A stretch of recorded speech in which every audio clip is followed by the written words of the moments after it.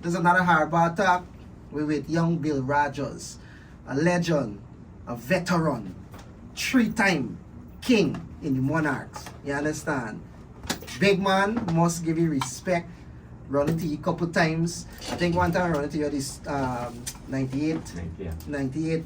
Then Rough Cut. Now at Selector Andre Studio. Man tell me they're all over the place. You know, but networking is good. We're going now, young Bill Rogers. Well, I'm gonna tell you, brother, yes, thanks to God, thanks for life, and still keep pumping. Keep pumping. Never say pumping in terms of keep going. Yeah. By Andrew, when you hear those words, you just smile. I know why. No man, if smile for that. Yeah, keep going. You just keep going, man. You never give up. Don't give up. No matter what, befall you or whatever. You just keep going on. Yeah, music is life, and music is my life. Word. So, there's a lot of people that might not be familiar with the young Bill Rogers. Who is Bill Rogers? Well, my real name is Roger Hines, better known as Young Bill Rogers. Many people call me Young Bill Rogers because it's a sobriquet that was followed by my dad. My father, Bill Rogers Sr., was an icon or legend in Guyana. He is the first international Guyanese recording artist ever. Yes, he recorded for the biggest recording company in the world in 1934. Yeah. And that company name is RCA Victor Bluebird Record Company. And all the top artists around the world in that period of time recorded there. My father did some all-time hits that still plays up to this day. The West Indian with Woman, Piaba, Woman, Piaba, the older folks may know that song, BG Baji, Bababi Babi Bam. Ladies and gents, I hope you realize these are the days to economize. So listen attentively to BG Baji Bum, Babi Babi Bum, Babi Babi Bum. And BG Baji, Daddy Gone to Cove and John, 15 Cent Sweetheart. Those were songs that made all-time hits, and up to this day, they are big songs around the world.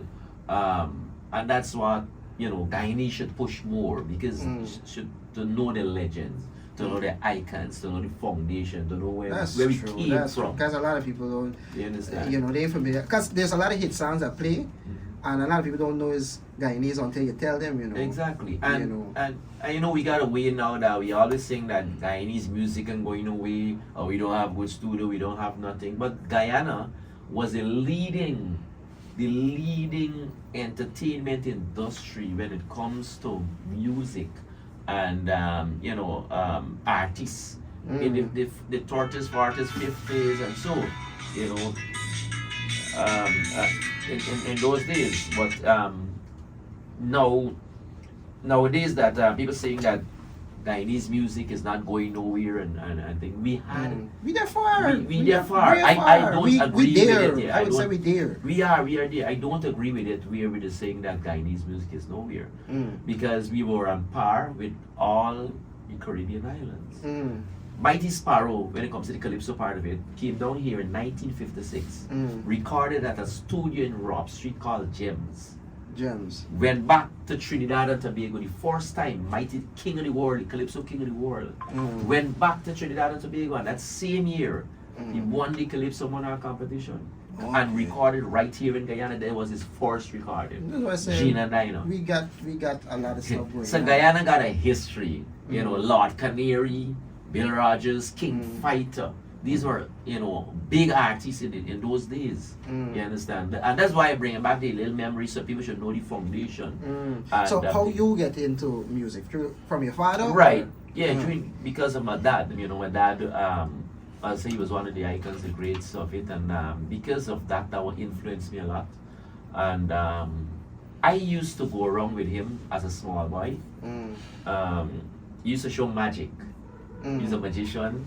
Used to go to school singing, doing magic, different shows, and I used to be with him. And once I am with him, I always putting my piece, sing a little thing here, sing a little thing there. And one day I was introduced to a program called On Show Young Guyana, where they had was a radio station where they had young talent, exposing themselves. And I started there and started to sing there as a young guy, a young person. Mm. And I sang the beat song, the man piano, and people want to know how come I remember all those words. And there's a lot of things to remember with all the bushes, over 200 something bushes, or West Indian herbal medicine. And I sang that. From then I started, but I started, and also in school, when I used to be going to school, a concert, to sing and so. But more professionally, I started in 1992, the Calypso Monarch competition. And from since 1992 to present, I've never stopped singing Calypso. Every year, I've been in the Calypso Monarch competition. I've been a 3-time Calypso Monarch winner, 2-time Chutney Monarch. The only non-Indian to win Chutney 2 times. 2-time Chutney. 2 times. Went to Trinidad, Brazil, Guyana in Chutney Monarch. I won a head song competition 2 times. 5-time Shanto Monarch is something like how my father used to sing and thing and so. Right? So you're a competition man. I like competition. Love it. Yes.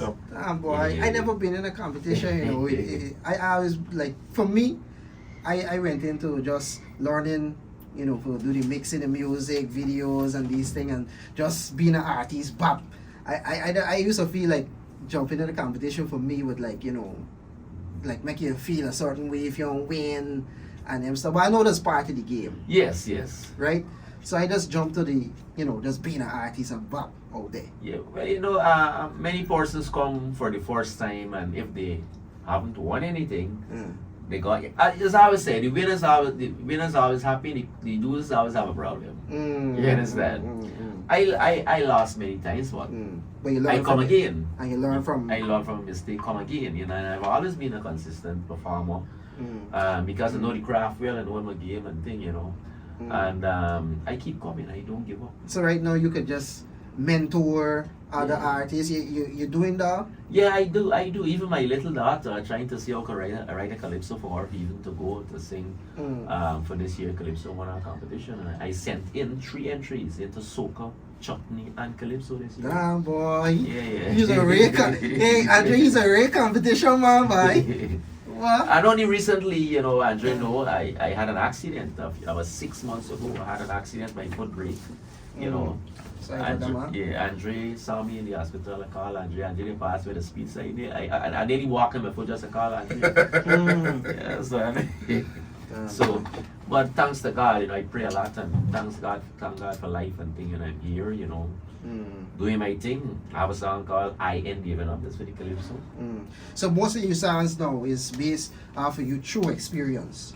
Yeah, I would say yes. Well, the songs that I'm singing in chutney, the calypso, true experience, man. And what about Pumping Iron? Well, Pumping Iron is a new song by the way he did, and it's an entry to Soca Monarch. Nice groovy kind of soca. Yeah. And well, Pumping Iron is all about a young woman that I imaginative place. I saw in a party, and she was very strong, very muscular woman. Okay. She was very muscular and getting that body, this party and dancing up and everything, she's strong and she hold and she got a strong wine and everything, and she did up and down. So I said to myself, that would be a good thing, Seeing that she's strong, that means she gotta be pumping iron. Pumping iron. Or lifting weights. You see, so it's a bodybuilder woman. I feel there's like the reason why you is dominate in terms of competition because you're very creative in that part, and it's funny. It's something to give people a joy, enjoyment. Thinking it could keep you like on your toes, like what is man come with next, right? And when you deliver, you enjoy it. You know me, because I walk in the studio there when you went making this song. Right, and you dancing too. And I just already. And then you start saying she pumping iron. And I was like, hey, watch it.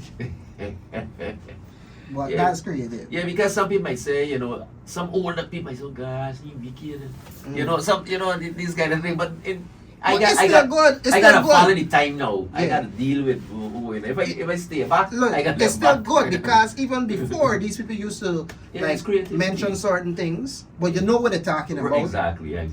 Because these days music changed to a more lawless, more blatant thing. People want to hear the raw thing, but still when you disguise it with like your metaphor, your symbolism, metaphors. Right. You still know what you're talking about. Children could sing it, Brilliant, but they know what you're saying. But some of them very sensitive, they don't going on. You understand? They can't know what it is, because you go in a big crowd and you sing a song like you're pumping iron, everybody goes on, you're pumping iron, you know, they got I was when in him studio, and I see a man doing a dance, he's showing me this thing so up and down, you know, and he just so up and down. I said, the rant is this, but I mean, I never really try them kind of thing, like the weights, you know. I want the children go, you know. you got 2 sons you got to protect. No, well, I'm going to send them to relax, as you said. Now, it's very good though to keep the discretion in terms of your music and so on, because music gets so common these days. I mean, it's a different generation. Right. And you see, as I said, you know, years gone by, we used to have more educational stuff, informative and messages, good messages, positive messages. But nowadays, most, you know, the youth in society or this generation want to hear some kind of commonness, wickedness, whatever it is. Because even in my house. Because everybody looking for attention. Right. People on Facebook, they're looking for attention and likes and followers and them things. So it's like, I when I go on Facebook, if I don't scroll past somebody talking some lawlessness, buddy, like I just want to come off. Because you're tired of seeing it. I still go back to old music, you know, for like, you know, the nice clean music.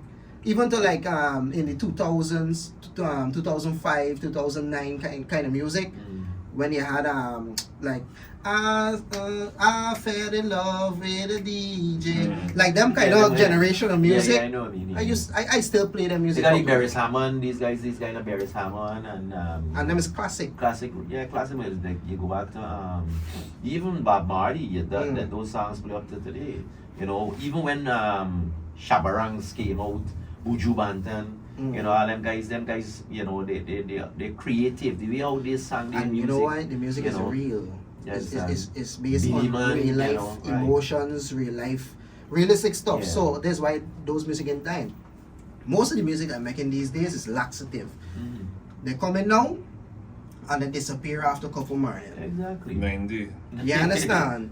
So because I remember a piece of time when like people jump into this killing music now, right? Who in killing who in shooting who in this, right? It was exciting for one time, but now people want back the nice, clean music they could go in a party, dance to, and them things. Look when they had Gaza and Goli, big fighting, big war, Gaza and Goli, you know, and even the youths, they got the Goli side, this one got the Gaza side, and there's big fighting, big war, one wearing red, one wearing, I think it's blue, no? Something the other color. But you know, it doesn't show how music has an impact. Big influence. Yeah, music has an impact and influence, because look at the minibuses. Where I live right not far from where Angel lives, and when you see all those minibuses passing and pack up, and when the guys come out to their bus, you hearing this, oh my goodness, you know, I never be a hypocrite, right? Because I remember my school days, I used to listen to Cartel, and girls used to put me lap and them thing, and I listen to, you know, the wind up songs and them thing and so, you know. But I mean, but the thing is, I just want to know. I mean, it's about 3-4, you know, a little bicycle or a man sit on 3-4 Europe on and how we make it out, you understand? And they bouncing, yours bouncing and thing, you understand? And he in Chinese self. I wish we had them time, but we got them time. You never had them nice time. No, but I mean, regardless of the, you know, I still think you're inspiring people to continue, like keeping Calypso alive, keeping the kind of music alive. And I have a program called Calypso Sundays. I actually started a program called Calypso Sundays and 97.5 from 3 o'clock to 4 o'clock. So playing only Calypsos, you know, informative, educational, entertaining Calypsos, you know. Big up to Chopo, there is inspirational and getting, you know, things. And that, you see, that got its own demographic, you know, because remember now music is generational. Right. So people from your generation, they would look for new products, new music, like within that area. And if you promote a lot of young people music that sings Calypso too, you're gonna find, you see, young people gravitate to young people too. You understand? Yes, I said, wow, this man sing Calypso, this young man sing Calypso, why he sing so good. I could do the same thing too. You want to do the same, just like Trinidad. Yeah. I just surprised. But that's why it starts from school. You see, schools has got the calypso competition. They start from there, and I really feel they should never ever take it away from school, because people gonna grow up with the same kind of love for calypso. Well, they do have it in schools, but it's just to commercialize it and promote the music. Because when you realize here it is, they're gonna big you up. And this honestly speaking, when you see Mushroom anytime, a man come with a nice song, the DJs playing, the announcers, whoever playing these songs. Yeah, we go up to John, go do the game on, big song. When Mash done, you're not me. They're done. You understand? No matter how good the song is, I come back to the foreign thing. Why? What's the reason? And we doing good music. What is the reason? So let me ask you this, right? What's like your biggest, right? How should I put it? Something that you don't like about calypso, like the competition. After the competition, something that you don't like about it. What do you think they could do better? Like, let me say when you win a calypso competition, like something that could be there after additional for the artist as a benefit. Yeah, well, I can remember years gone by, we used to have a jamboree. We pick up a 20, sometimes a 30, 40 calypsonians singing. Where all the calypsonians get a little money, right? So they're going around to different places and performing. We don't get that no more. We had the semi-final, we had the quarterfinals. They cut down to 10 or 12 persons. No, when you have 10, even in the soca, the chutney, it's the same thing happening. Let me diverge to the calypso. Look at the soca, the dancehall. Put the soca and dancehall, catch on these other things. Well, I was putting in everything in a box, but but no, I specify. Not just calypso. Soca and dancehall.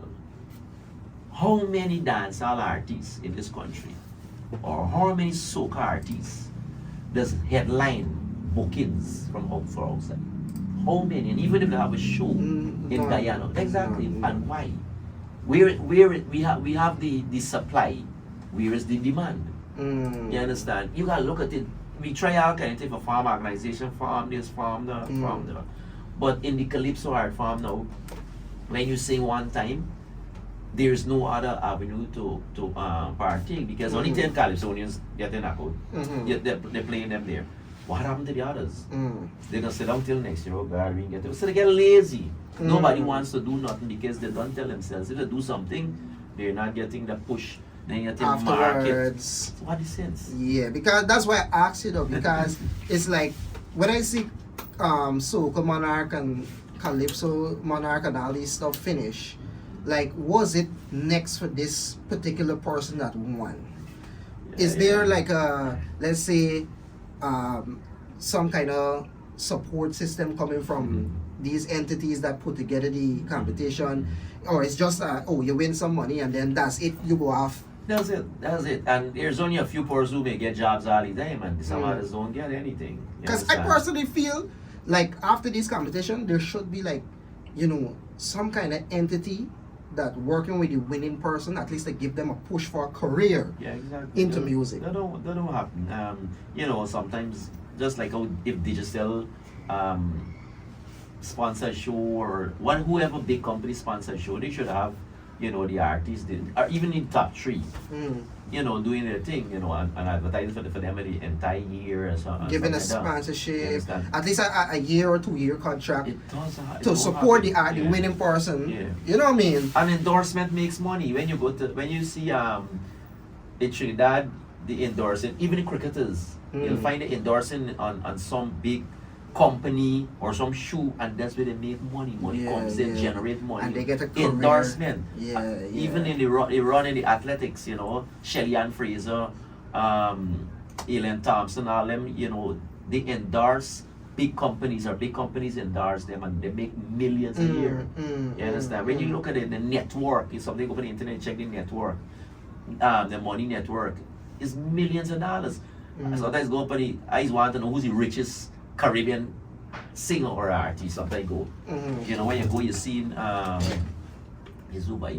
you might see maybe Vibes Cartel, maybe you see Benny Man. Who you think? Who you think, Andre? Richest Caribbean artist? Yeah. Champagne. Sean Right, Paul. yeah, Sean Paul, yeah. Sean Paul, yeah. Shaggy, them man Shaggy, them money exactly. like that. Right, and that's what I said, their man network big because they're in the right place, the right time, the right stream, the right song, they're getting everything pushed the right Well, way. because you know they got a team. Exactly. You see, that's why I always say, Can't walk- man, yeah, can't if, walk as I say, I walk as like a let's team. say we got let's say a record label or at least a business entity specifically just for artists and entertainment. Let's say when this person win Soca Monarch, Calypso Monarch, whatever Monarch, they get like a 2-year contract, you know, to like get recorded songs, they get videos, right? They get the marketing from radio stations and these kind of places to now develop them as like a major artist. So they could end up now generating back funds because of the investment placed on them by whatever entity is out there, whether it could be the government funding some particular entity to give the opportunity to an artist. Because I say if I go in, and that's like another reason why I never go into competition, because to me it's like it don't make sense. You would invest, let's say $500,000, you would run around, get sponsorship and so on to be in the competition, and then you might end up getting fourth. Now you lose out on $500,000 or probably even close to $1 million. You spend a lot of money. People spend a lot of Rehearsals, money. dancers, all these stuff. People gotta eat, Yeah, man. right? I like why they enter 3 competitions or going into 3 competitions. Like, let me say that I, qualify for all 3 competitions. No, you gotta find money for all 3 competitions. Good. Yeah, So that's what I'm saying. It's like now instead of me going into the competition, it's best I just invest the money on me craft. You know what I mean? I mean, it's a good name when let's say you win, and you could be called Monarch King, Soca Monarch King, Calypso Monarch King. What was it after? But was it after for you? It's not like, and I could be frank with it. Yeah, man. A lot of artists in Guyana, especially, they're doing a 9-to-5 job Yeah, exactly. and doing music, right? Yep. And that's the sad part because They have to do it. now you doing 9-to-5 job, let me say you Soca Monarch King, and you still got to, be in a 9-to-5 job or something. You might fortunately got a business, Yeah, exactly, yeah. right? But let's be real. How much artists in Guyana could spend $500,000 on a music video? Well, not me. I Right? Think of it. You Can't know what I'm afford that. saying? Can't afford that. A lot of artists If I got could, I the would, but, financial backings to invest into the craft to be the best they could be, to eventually generate back the funds. You understand? Because it's a business. They're investing in yourself, invest in yourself. Good. Yes. It's a business at the end of the day. And it must got profit, and music got profits Yeah, to make. music and profit, I mean, because a lot of people now who do not get jobs and have a lot of music, most times they put their songs on whether it's Spotify or iTunes and these things, and that's how they try to generate money and generate funds, because there's the only avenue of accessing some kind of Yeah, but monetary it's not award. it's not really a lot, because if you used to get like a lot of plays, let's say like the radio's playing the music, we get in the marketing and the support, we could be able to generate money from streams. We're in a different era, right? But since that we don't get like this full support in plays, let's say that we get a particular artist, right? This artist win the competition. Now we got investment on this artist because we know this artist potential. We see this artist perform. That's the reason he get first place, right? And crown the king, right? Or queen. Now, investing in this artist now, because you see their potential, right? That means they could generate back funds eventually, right? If you invest in them because you know their potential. You understand? But why is it though that we can't get the kind of backings on though? Well, yeah, it's a lot of things. A lot of how do I put it? No, people ain't got the financial. Yeah, the finance is for the it. problem, and then you got something called selfishness among artists. Artist selfish, man. Why I say that? Because sometimes an artist may be doing well in terms of his career, and to pull along another artist, he tells himself, well, you know what, this man may come and knock you out. Yeah. You understand? So sometimes he just be a little bit insecure. That's a ego thing. Right. Alright, because he's be insecure and tell himself, nah, boy, this man may come and knock me, we can't help you. You understand? And that's one of the other thing, because that's why something might be seeing one artist just going up higher and moving ahead, and the other is not moving ahead, because this one is showing the other one, you know, the craft, or teaching the craft, or giving them some ideas how we can move ahead as a team and not as an individual. You understand? But I think though now that things change and everybody realize that it doesn't make sense fighting, and we all got this goal that we want to accomplish to like really have a supportive industry where we come together, help this person, help that person. This is why I be in the studios. Like when I go rough cut down, I would like give her advice, something. Sometimes it be simple stuff like that.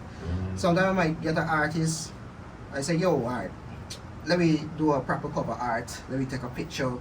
And think I would help in one way I could, because I could, right?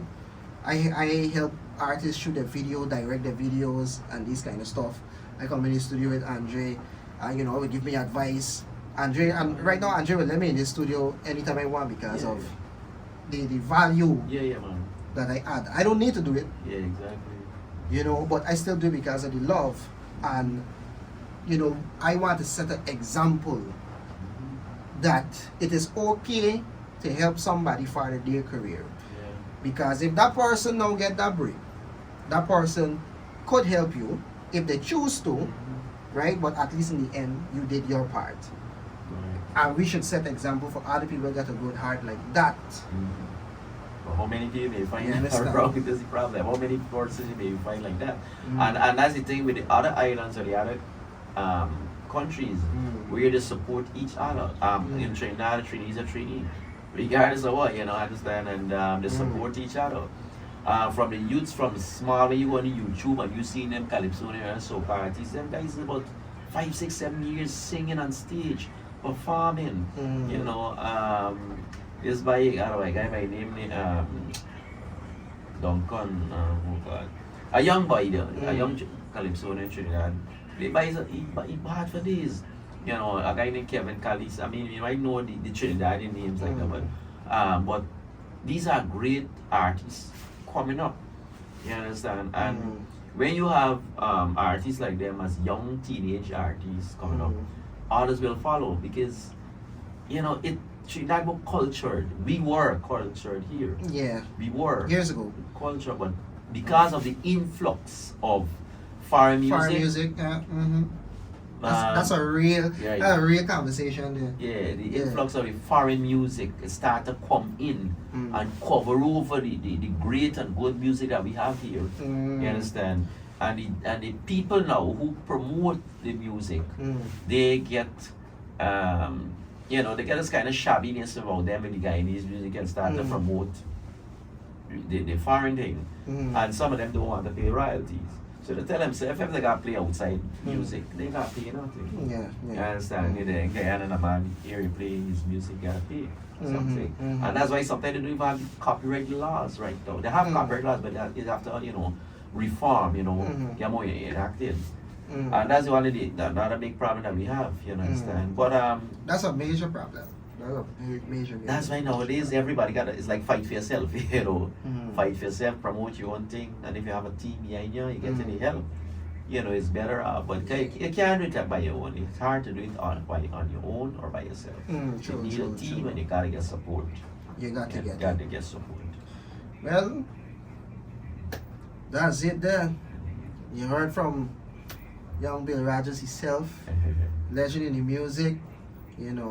My respect to this guy, very talented, and he's been about for a long time, and he got a lot of accolades to his name, and the name fetching big weight. You understand? So I mean, the younger generation may not comprehend how big is it, right? But trust me, The people who's supposed to know, they know. And this is one of the reasons why, I do these filming, because, you never know, young people might look at me, they get to see you and then they check you out. Yeah. And they could know the history. Yeah, man. Yeah. You understand? Exactly. So, yeah, man. And for the young people nowadays, gotta be more positive. When you look at the negative things in society, negative things in society, I always think about doing something negative and not something wrong. Calypso music is all about message. You could send a great message in the calypso music. You want to be entertained, you can send messages in an entertaining way in calypso music. As we said already, in terms of the double meaning, the using the metaphors and similes, puns, everything. entertaining. And there's a show how calypso music is important. Is actually one of the oldest music in the Caribbean, because calypso music came from, since a lot of people don't know this, calypso music came from a long history from slavery and all these things, when before parents were enslaved, and they were coming down in the ships from Africa, West Africa, and they were coming down, they were singing calypsos, right, beating drums, and these were sending messages. You understand? But the name was not calypso. You know what was the name? I can't remember the name. I can't remember. No. I can't remember. Right. I heard it before though. I remember. Right. I heard the same thing about beating the drums and stuff when they were on the ships and so on. Right. So when they were in West Africa, and the white people or the Europeans came to collect them, to bring them to the West Indies, they were singing or something called from West Africa called Husa, which is a kind of West African language. It's for calypso. That's the name of it. Husa. That was the first name. Right. After that, as they come down to the Caribbean, coming down the name started to change. It started to be, the French took over it, so it started near Carouche, then Cariso, then Kaito, Kaito. All those were names of the same calypso. You know the thing, man. Right, then I know like I said, I know the story, but I didn't. Yeah. I can't remember the name, but this is new to me. And they say, and they have after Kaito, you may know this one, the Kaiso. K-I-S-O. Kaiso boy, Kaiso is saying Kaiso boy. In Trinidad. I say, watch by Kaiso boy, Kaiso. And then from Kaiso, remember all is calypso, everything is calypso. They get calypso. So Trinidad now commercialize it under the name calypso, C-A-L-Y-P-S-O, calypso. So that's what we're hearing now for around the Caribbean. And then, Samba. And then calypso board soca. Right, exactly. Yeah. In Brazil, the samba music is calypso, but it's Spanish calypso style. Venezuela got a music called La Cunga.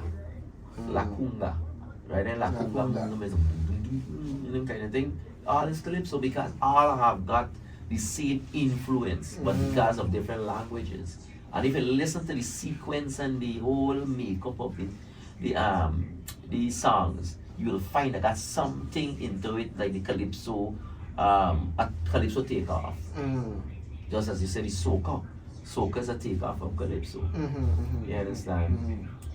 As Rasharti says, the soul of calypso. Right? Soca is the soul of calypso because soca comes out from the calypso. It's just soca more deals with body movements and your waist. Calypso to me deals with more your up here. Your mental, your brains. Intellect, yeah. You understand? And the message. Right, messages. So we got two parts. We got the calypso up here, the soca up here. I guess that's why they dissect into soca, because it's more up tempo, right, and more right. But they got soca as groovy, enjoyment. as groovy soca. Yes, and the soca music also comes from also a kind of beat. You understand? You could have a soca is about 120, 130, the beat 100, BPM. It's a soca. Okay. Yes, because when years ago you go in the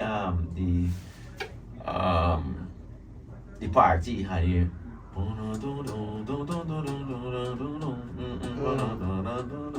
people dancing to it.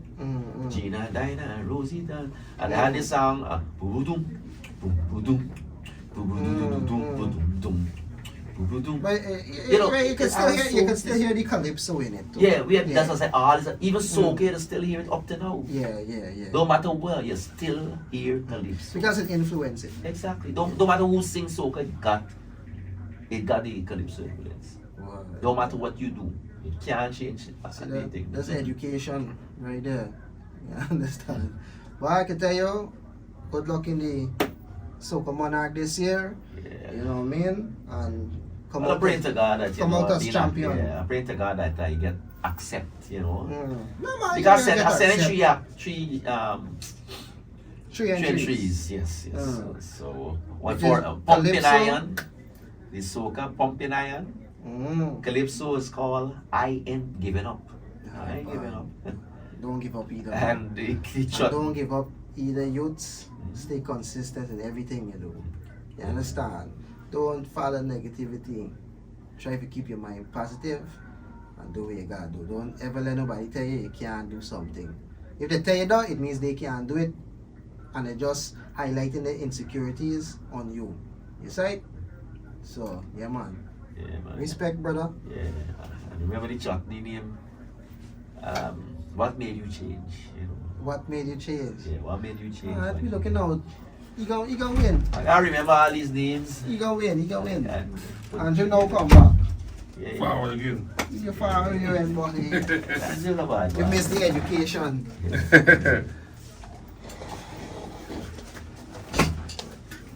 You know, Andrew.